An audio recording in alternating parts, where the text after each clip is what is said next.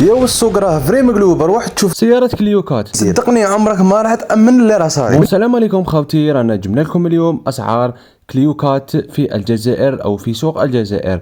السيارة الاولى اللي جبناها لكم واللي هي كليوكات ايسونس 1.2 في 75 شوفو. لي بابي فيها كارت غريس فيها ولا بواط مانيوال. بالنسبه لهذه السياره خوتي راهي ماشيه 330 الف. خوتي السياره نقيه، راه فيها ماسك افون ونص لال الرولاني، الشوك زيرو، الموتور ان الموتور محرك ما شاء الله وكلش مارش. السياره متواجده بالجي الرغايه اكزاكتومون. النيميرو خوتي تلقاوها في التعليقات. وبالنسبه للسعر تاع هذه السياره عطاوها فيها 190 مليون. ننتقلوا للسياره اللي وراها واللي جبناها لكم واللي هي ايضا كليوكات.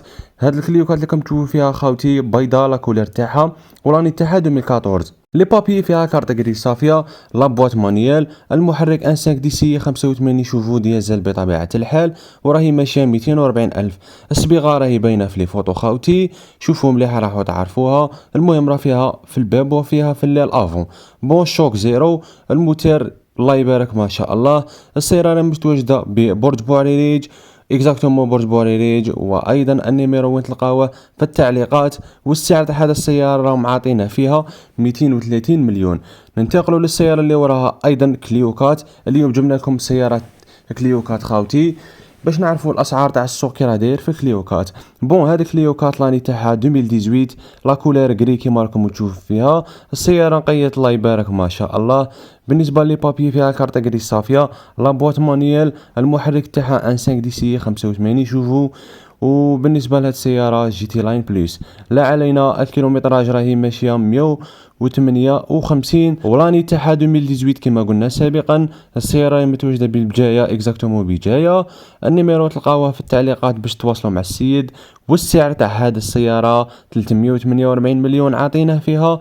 ممكن تواصلوا مع السيد وتشوفوا معاه خوتي. ننتقلوا للسياره اللي وراها. جبنا لكم كليوكات لاني 2021 فيها لي بابي كارت غريس صافيه، لا بواط مانيال، المحرك تاعها ديزل ان 5 دي سي 85 شوفوا. هذه السياره راهي ماشيه 460 الف. بالنسبه خوتي للسياره والمكان التواجد تاعها راهي متواجده بالجي اكزاكتومون الجي سوندر. النيميرو وين تلقاوها راح تلقاوها كما العاده خوتي في التعليقات باش تواصلوا مع السيد.